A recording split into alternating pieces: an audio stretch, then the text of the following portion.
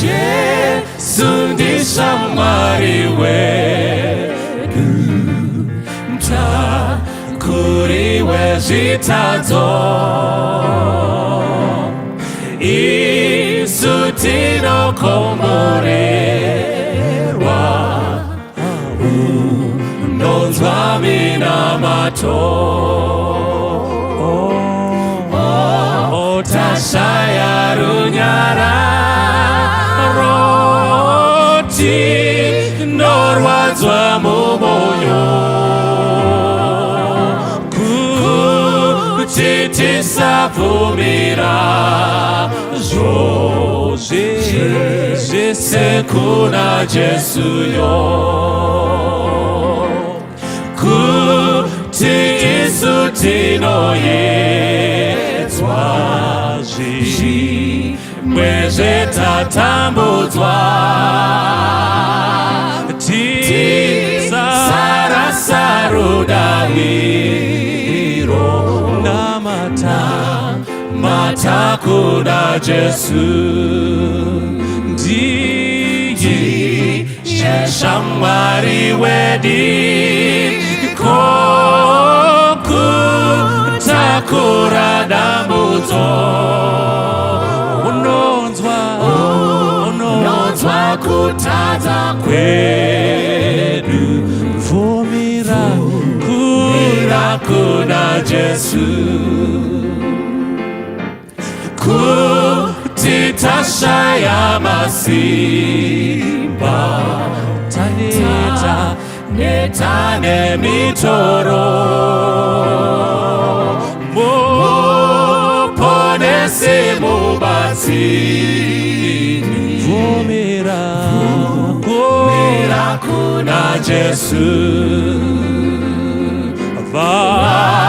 Vashamwari vakushorana, mata kuna Jesu, iye unokutambira, kumbira kuna Jesu, kuti tashaya masimba, taneta nemitoro, muponesi mubatsiri, vumira kuna Jesu. Vashamwari vakushorana, mata kuna Jesu, iye unokutambira, kumbira kuna Jesu. Jesu mnonore wangu, muririo wangu, mponesi munyara, tadzimoma tambudziko, Jesu mnonore wangu, muririo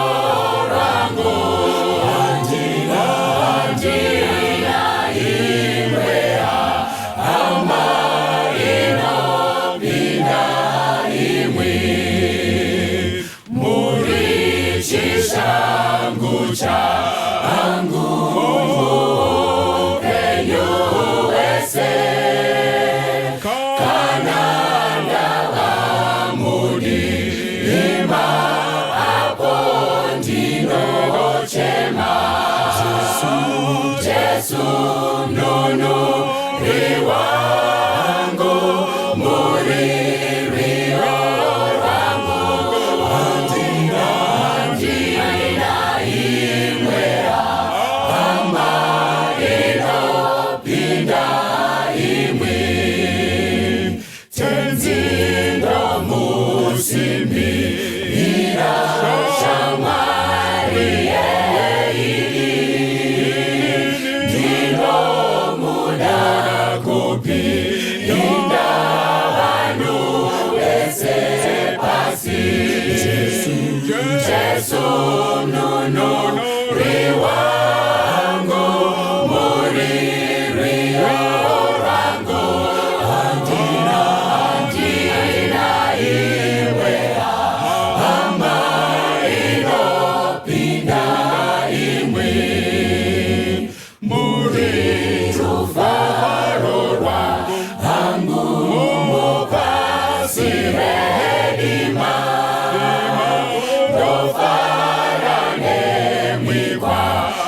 nazvo murangariro renyu. Jesu nunuri wangu, murirwiyo rwangu. Handina imwe hama inopinda imwe. Jesu nunuri wangu, murirwiyo rwangu. Handina imwe hama inopinda imwe. Mwari mamuka sei kwamuri ikoko? Tinoda kufara kukumbana pamasaisai. Inguva inokosha yatinokumbana tichiitawo zvinhu zvaMwari. Vhesi iri pachena, pane wairi kana vatatu vanoungana muzita rangu, neniwo ndiripo. Iva nekutenda kuti Mwari aripowo pakati pedu patakumbana tichivhura shoko rake dzvene. Vana vaMwari, vhurai mabhaibheri enyu. Tiende kuna Mapisarema chapter 23. Ichapter yakajairika inofarirwa. Vamwe vakatoita chemusoro vanotoimba nemusoro kubva pavhesi 1 kusvika pavhesi ya6. Vamwe vakatogadzira masongs anofarirwa zvikuru nekuti ipisarema rinofadza, ipisarema rakanaka rinodiwa nevazhinji. Ndo ratoda kuverenga mangwanani anhasi. Pisarema chapter 23 vhesi ndeya 1 kusvika 6. Ndakuverenga neshona makateerera. Jehovha ndiye mufudzi wangu, hapana chandingashayiwa.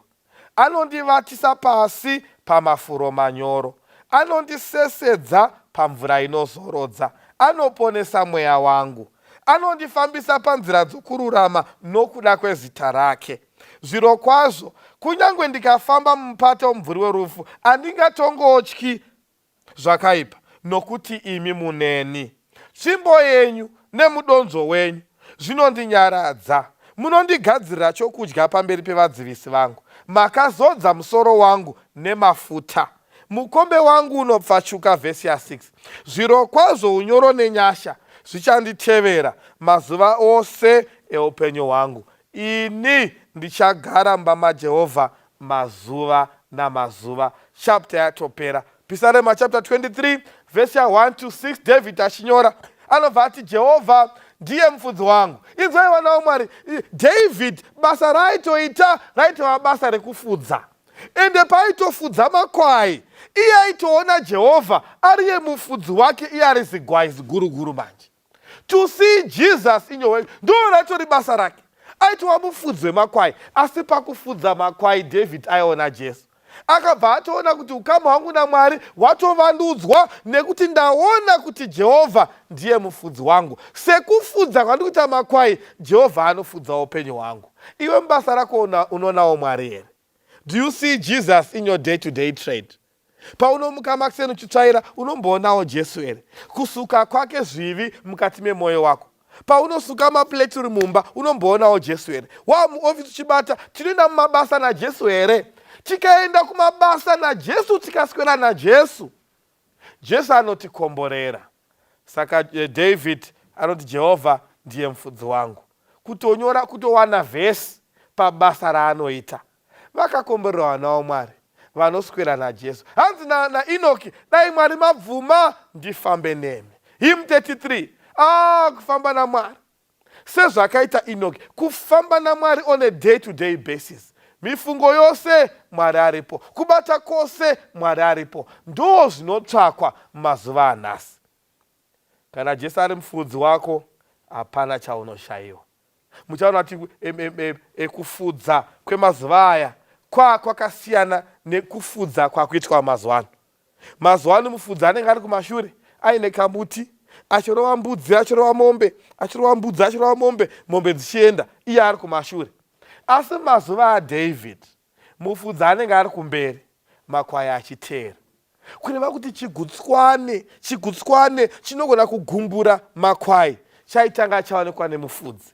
Otomezha, oasesa. Chigutswane ichi chingaparadze wai dzangu here?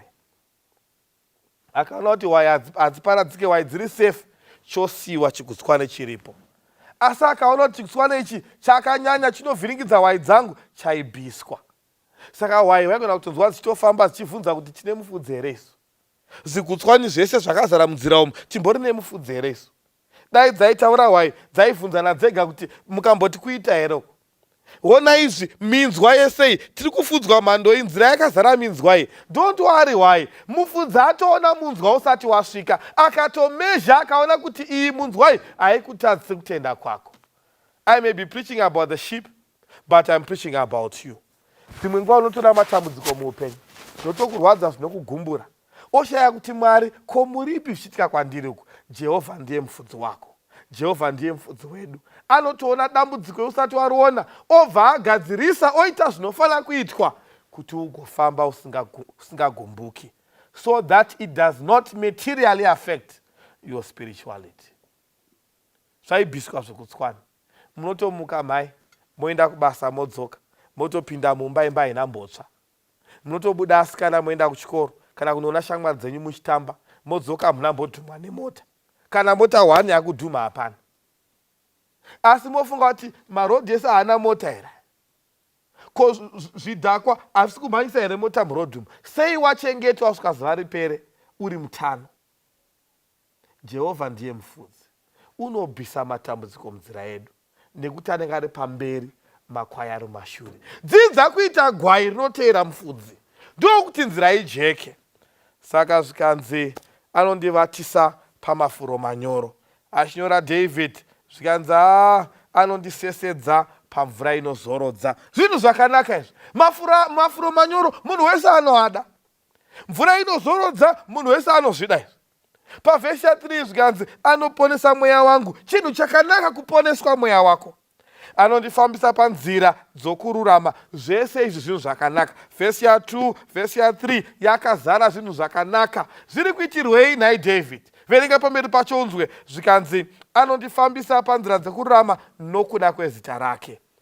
Mukaona mhaima pamafuro panyoro, musabva manyanyofara zvekupesuka zvekukanganwa chikonzero. It's because of his name's sake. Muri mafuro manyoro kuti zita rake risimudzirwe. Muri munzira dzekururama kuti zita rake risimudzirwe. Muri panzira dzakanaka, mwoyo wenyu waponeswa, you are at peace for the sake of the name of Christ. Kuita kuti kana mane utano watomukana wekuita zvivi, kicking Jesus in the face, wandipirei utano. Ndiani pakati penyu akamboti arohwa nemalaria, musoro uchitema, flu yakamuchaya, ofunga upombwe?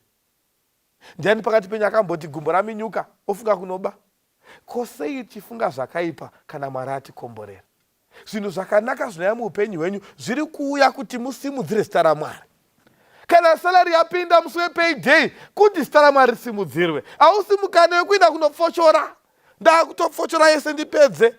David ari kuti aiwa, mukaona zvakanaka zvichiitika, it is for his name's sake. Simudzira zita raMwari nezvikomborero izvo Mwari anokupa. Vhesi 4 anoda mberi David. Kunyange ndikafamba mumupata womumvuri worufu, handingangoti zvakaipa, nokuti imi munemi. Nzira yaMwari dzimwe nguva is not always rosy. Dzimwe nguva is not always good. Zvinombonaka, zvomboipa. One day you are here, one day you are there.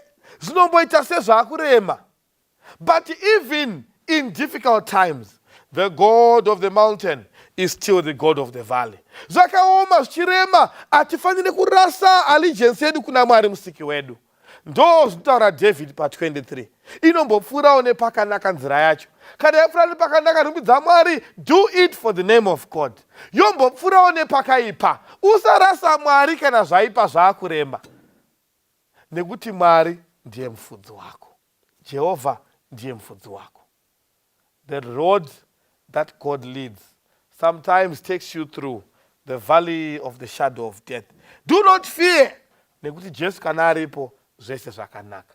Jesus plus 1 is always the majority. When you have got Jesus, you don't need anything else. When you don't have Jesus, you don't have everything else. Panotsvakwa Jesu mukati merwendo.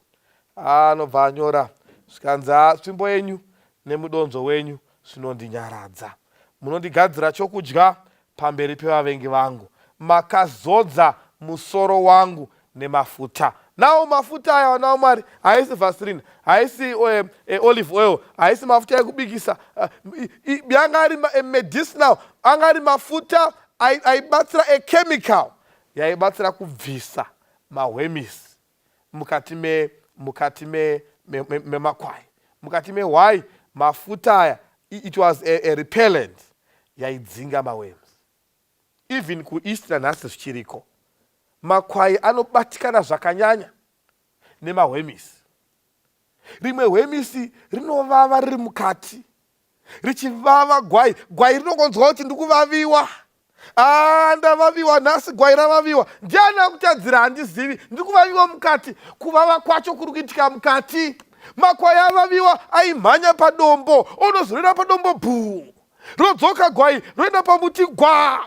Kochiko nhai gwai ndavaviwa mukati muri kuvava umu. Sometimes the sheep would hurt itself trying to scratch the itch that is inside. Handisvikiri mukati muri kuvava umu, but ndonzwa kuti ndavaviwa, ndodawo kukwenya. Ndo zvaishanda mafuta aya. Aiswa kuti makonya asapinde, anoita kuti kuvava kwemukati kuvhiringe upenyu hwemakwai. Sometimes we hurt ourselves. Sometimes we find ourselves in trouble. Pasina kana munhu hana kudena wega hako. Kuvaviwa kwemukati panotsvakwa mafuta. Mafuta anoiswa kuti kuvava kwemukati kugadzirike. Ainouraya makwai, ainouraya makonye ari kuvava makwai mukati. Makonye aipinda nepai? Pinda nemuziso, pinda nemumuno, pinda nemunzeve, pinda nemumuromo. Ndo maipinda namo makwai. The 5 senses makonye. Makonye aipinda nemuziso, mamwe nemunzeve, mamwe nemumuno, mamwe nemukanwa. Makonye aipinda okonzeresa kuvava. Asi mafuta aidzinga makonye. Inzwai vana vaMwari, kune zvatinonzwa zvinotivhiringa mukati, zvinopwanya mwoyo yedu. Kune zvatinoona zvinopwanya mwoyo yedu. Kune zvatinofemedza zvinopwanya mwoyo yedu. Mwari ngaatibatsire, atipowo mafuta. David achinyora, imi Mwari munondizodza mafuta. Aiziva kuti pasina mafuta aya makwai achazvikuvadza nekuedza kukwenya pasingasvikire ruoko rwenyama. Mwari ndipewo mafuta. Mukadza zvakanaka kuna Zakaria, mafuta ayatori mweya mutsvene. Mwari unokupa mweya mutsvene kuti ugadzirise matambudziko ari mumwoyo, ausingazivi kuti abva nepi, ausingazivi kuti ari kuenda nepi. Maoko haakwanisi kukwenya, zviri kuvava mukatikati. Panodiwa mweya waMwari ukupe kunyarara, the peace of mind that you need. Mafuta aya aishandawo zvakare, aiswa pamusoro apa. Makwai zvaaita ari mudanga aimbotanga kurovana musoro. Iwo ari makwai edanga rimwe chete. Asi zvanetsana imomo, kudhumana musoro kudai. Ka. Rimwe gwai robva nekoko, rimwe nekoko. Musoro zvarovana. Dzimweni dzenguva makwai aigona kutourayana nekudhumana musoro. Saka mafuta aya aishanda futi selubricant. Panodhumana makwai misoro aibva asvedza. Kunetsana kwemakwai kwaisakonzera rufu because pane mafuta anobatsira kuti zvive gentle. Inzwai vana vaMwari, pakutointarakta nevanhu munogona kutonetsana kusawirirana, kuita pfungwa dzinotopiringishana, kutodhumanisa pfungwa. Asi kana paine mafuta emweya mutsvene, these disagreements will not lead to the death of your spirituality. Mwari anobatsira kuti kunetsana uku kuregere kusvika papoint yekuti ufe pachikristu chako. Dzaitova makwai emudanga rimwe chete. Motopinda chechi mese wani, inga munozviziva. Motoshanda mese pakambani, muri hama nehama, munotobva kumuri imwe chete. Asi onai kunetsana neruvengo zvamuinazvo. Onai kudhumana kwamuri kuita muchidhumana. Ko mese, you mean well. Both of you have got smart objectives.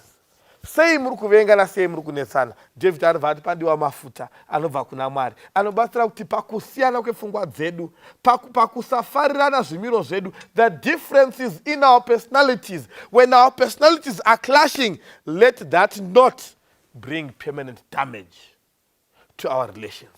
Let that not bring permanent damage paukama yedu naMwari. Haumufariri, iye haakufarirewo. But madii magarisana muri vanhu vemudanga rimwe chete. As we disagree with people, panodiwa mafuta emweya mutsvene. tizive pekugumira. Vamwe vanotodada nekutaura, rega nditaure ndikandireve, uri gudewe musoro wako mukuru, musoro wako unenge weavocado, unotaura kunge avocado. Ko uri kutsvaka mashoko anorwadzisa umwe kudaro sei? Panotsvakwa mafuta emweya waMwari aite tone down urimi. Pauda kuti munhu gudo muona aine mufananidzo waMwari. Pawafunga kumutuka kuti haite ane nzeve dzinenge masatellite dish, mweya waMwari ngaukubatsire udzore mashoko. Titaure mashoko ari seasoned with salt sevana vaMwari. David obva ati munodira mafuta mumusoro mangu. Ubvaenda mberi, mukombe wangu unopfachuka. Zvirokwazvo unyoro nenyasha zvichanditevera mazuva ose eupenyu hwangu. Anoziva David kuti it's not because of me, it's not about what I deserve, but it's about who God is. Unyoro nenyasha zvichanditevera. Ndini hangu David uya akati pikerere nemudzimai wemunhu Bethsheba naye tek. Ndini futi David uya akatsoma Uriya murume wemunhu, vandamisa panopisa pehondo. Ndakatonyora tsamba ndini David ndikati oenda nayo kune mukuru wehondo, unoiswa pisa ufe. Ndini David uya akaita number Israel. Mwari ati usaverenge, ini bvandaverenga, but ndonzwisa chimiro chaMwari. Mwari haabatirire pazvivi, anobatirira pamutadzi. Haadi kuti mutadzi afe, anoda kuti zvivi zvife. Mwari anoda iwe, haadi chivi chako. Men may love your sin and hate the sinner, but God will love the sinner and hate the sin. Hazvinei zvitema zvinopera. David asvika kubva ati Mwari mundisambe mwoyo wese, kana nemoto mundipise. Hazvinei zvitema zvese zvinopera. It's the blood of Jesus. It's only the blood of Jesus that can cleanse the vilest sinner clean. Are you the chief of sinners? Muri chief here. Muri chief wezvivi here. Are you the chief of sinners? Jesus paid his blood for you. Jesus died for you. Kana uri mutadzi, Jesu akakufira.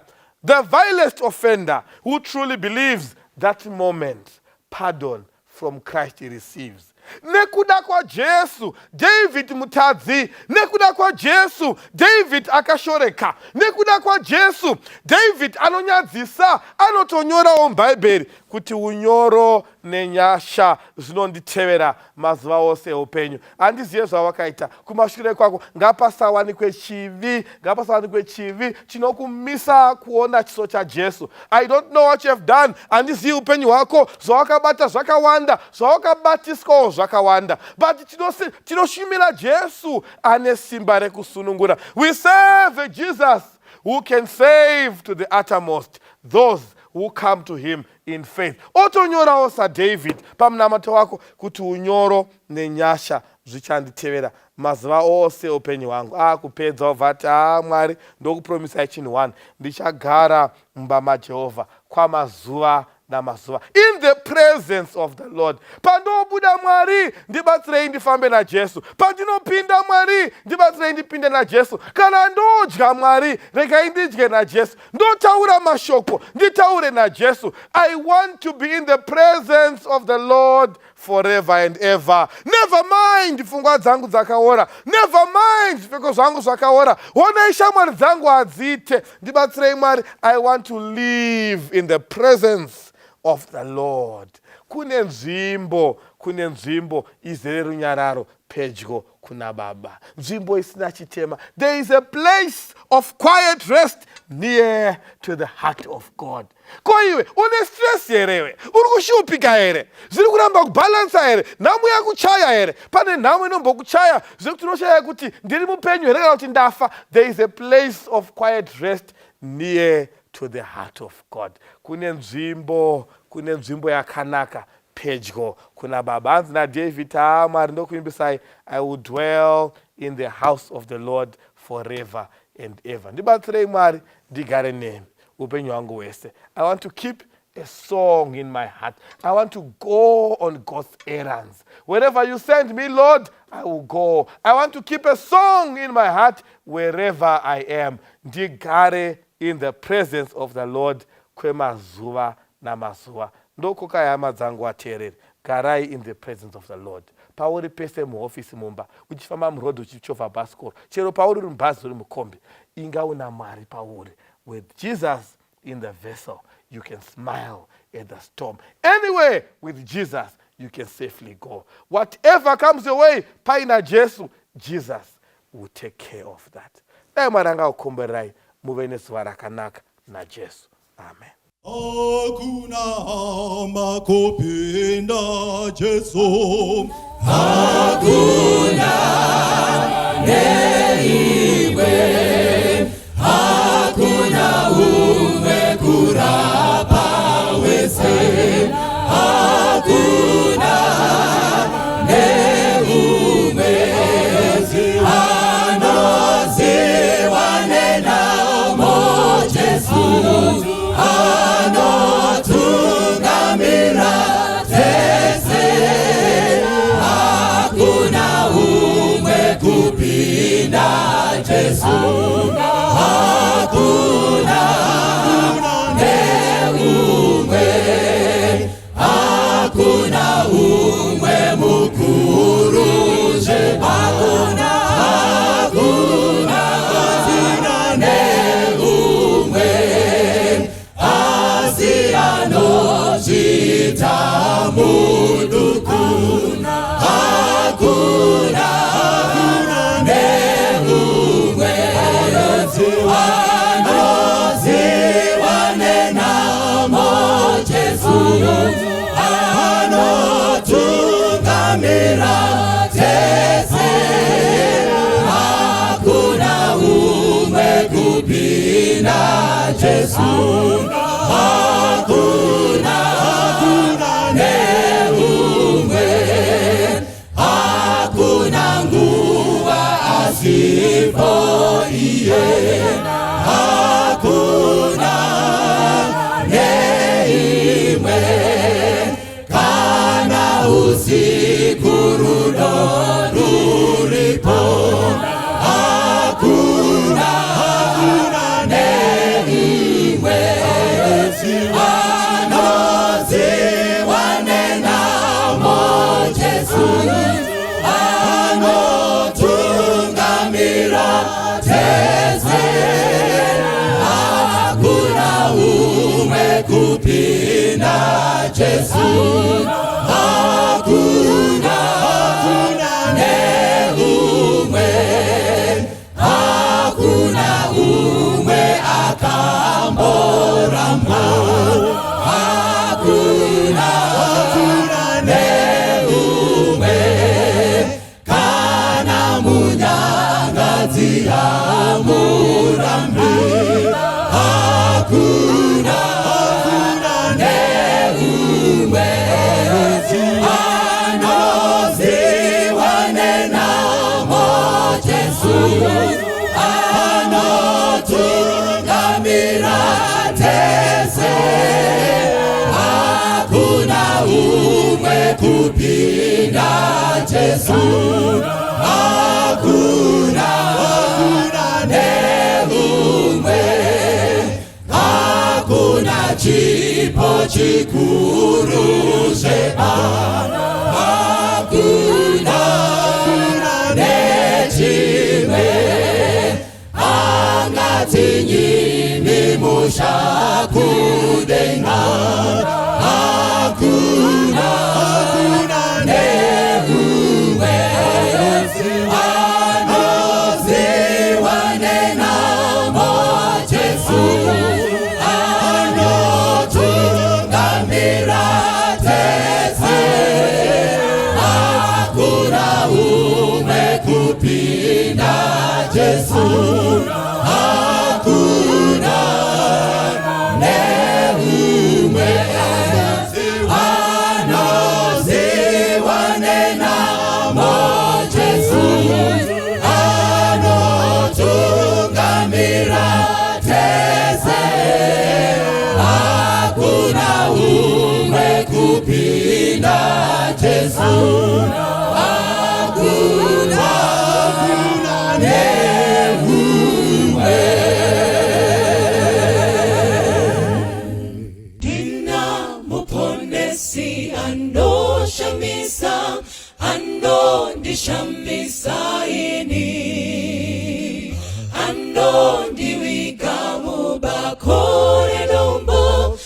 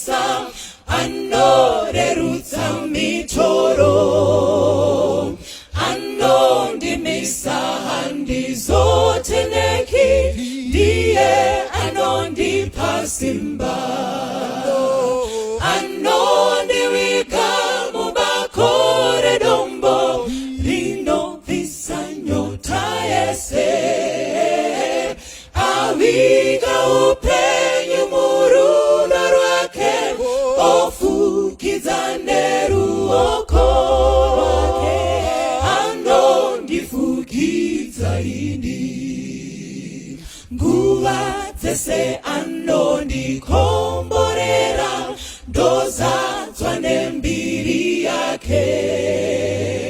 Mbiri kuna Mwari ndomuimbira, ndiye mununuri wangu. Anondiviga mubakore dombo, rinobvisa nyota yese. Aviga upenyu murudo rwake, ofukidza neruoko rwake. Anondifukidza ini, kuti ndapfeka mbiri ndozokwira, tokumba naye makore. Ruponeso rudo runoshamisa, toimba tese kudenga.